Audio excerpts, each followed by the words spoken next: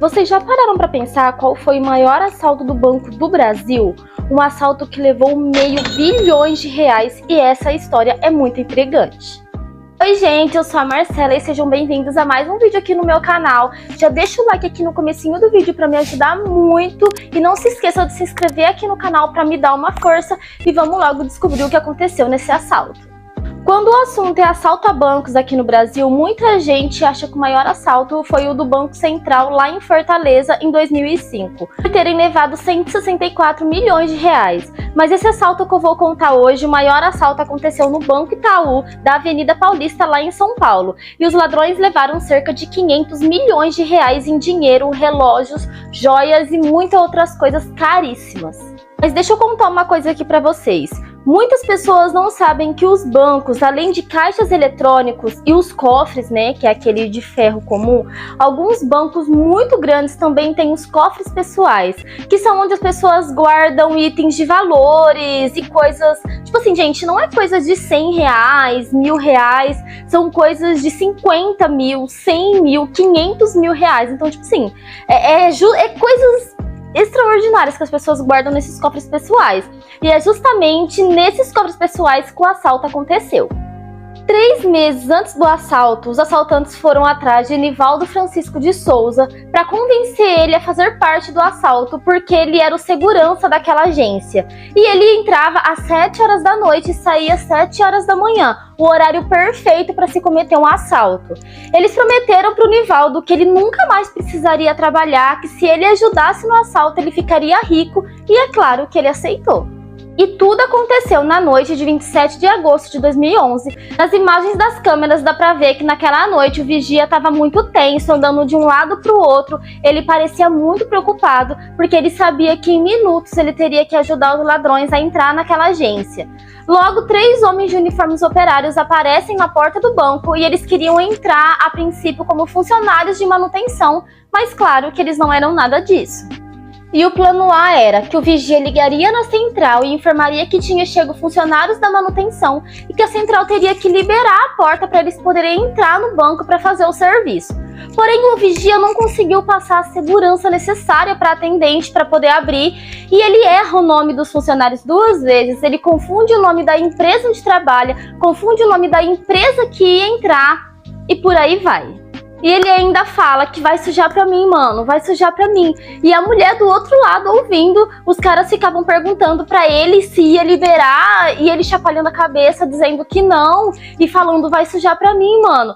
E por causa dessa confusão, a atendente ficou desconfiada e negou a entrada. Portanto, o plano A deu errado. Aí um cara entra na agência e passa um envelope por debaixo do vidro. Claro que o envelope era pro vigia e nele continha um chip para se comunicar com os assaltantes do lado de fora sem ser rastreado e podendo falar em segurança. Depois de um tempo falando, o plano B entra em ação, que era entrar de qualquer jeito. E às 11h50 da noite, eles decidem quebrar a janela próxima ao chão na lateral do banco, onde não tinham câmeras. Mas vamos lá, eu sei que vocês devem estar pensando, como assim os alarmes não acionou? A essa altura, os alarmes já tinham sido desativados, mas não pelo vigia. Os assaltantes tinham um comparsa que trabalhava na central de seguranças e ele se chamava Kleber da Silva Pereira. E na central ele conseguia controlar diversos alarmes de vários bancos do Itaú. Mas é muito mais complexo que isso, não é só chegar lá, apertar um botão que os alarmes são desativados. Precisa de muito mais. Precisa de um motivo, uma autorização e diversas outras coisas, e alguém tem que autorizar a pessoa a fazer aquilo. Mas o cara percebeu que teria uma manutenção naquele dia em uma agência do Rio de Janeiro e teria um desligamento, então ele direcionou esse desligamento para a agência da Paulista. Então o alarme da Paulista foi autorizado a ser desligado. E com o vidro quebrado e os alarmes desativados, o plano estava perfeito e eles fizeram a festa. Não só um, mas vários entraram na agência e as imagens mostram eles até andando com vigia. Eles viraram as câmeras, tiraram os móveis dos lugares para poder agir tranquilamente sem as câmeras gravar. Não se sabe quantos assaltantes estavam presentes no dia, mas o vigia chegou a falar que eram mais de 12. E a princípio o plano era entrar no cofre e roubar todo o dinheiro que dava movimentação ao banco, o cofre geral. Mas quando eles desceram e viram que o cofre era muito grosso e não tinha como entrar sem fazer muito estrago e barulho, e para começar aqui nem equipamentos para aquilo eles tinham. mas ao lado eles viram uma outra porta de um outro cofre. Ela era bem grossa também, mas ela tinha uma parede do lado de fora, porque um cofre é um cofre, né? Aqueles cofres de metal maciço que parece uma jaula, né? E fica dentro da parede. Agora a outra porta era um cofre também, mas tinha parede que dava dentro do cofre. Então eles decidem explodir a parede, mesmo sem saber aonde eles iriam cair. E a certeza que eles tinham era que não seria no cofre geral. Mas, gente, eles caíram dentro do cofre pessoal do banco, onde tinha milhões e milhões de itens valiosos. E além de ser valiosas coisas, seria muito mais fácil de carregar e muito mais leve, dando para levar muito mais coisas, sem contar que foi muito fácil para eles entrar lá. E nessa sala continha mais de 150 cofres pessoais, eles eram pequenininhos, mas todos cheios de dinheiro, joias e itens valiosos. E esse roubo durou mais de 6 horas. Eles entraram próximo de meia-noite e só saíram quando o dia estava amanhecendo. E quase deu tudo errado porque o vigia da manhã estava chegando e ele não sabia de nada. Mas isso não foi problema para eles. Eles renderam ele, prenderam ele numa sala, levaram tudo dele e deixou ele lá preso. Os assaltantes violaram 142 cofres pessoais e levaram tudo, 500 milhões de reais. É muito dinheiro, né, gente? E não tem como saber o que realmente tinha lá, porque muitos dos bens eram não declarados. E itens muito valiosos, tipo relógios incalculáveis, sendo que poderia ter 5 daquele no mundo inteiro. E dos 142 cofres roubados, somente 13 pessoas deram queixa na polícia. E por que só 13 pessoas deram queixa para recuperar seus itens de volta? Porque a maioria dos objetos eram não declarados, as pessoas não pagavam imposto em cima daquilo, ou era muito dinheiro não declarado também. Enfim, era dinheiro sujo.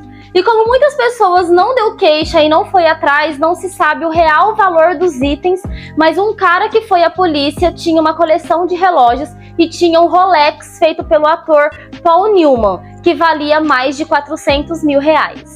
Mas tipo assim, gente, ele não tinha só esse Rolex, ele tinha uma coleção que era avaliada a mais de 2 milhões de reais. E baseado nos cofres roubados multiplicados por 2, a justiça estipulou que a quantia era de 500 milhões de reais, podendo passar disso, dependendo muito dos itens que tinha dentro dos cofres. Mas e aí, ficou por isso mesmo esse assalto? Depois do ocorrido, os bandidos saíram e ninguém pegou eles no dia, então começou uma investigação.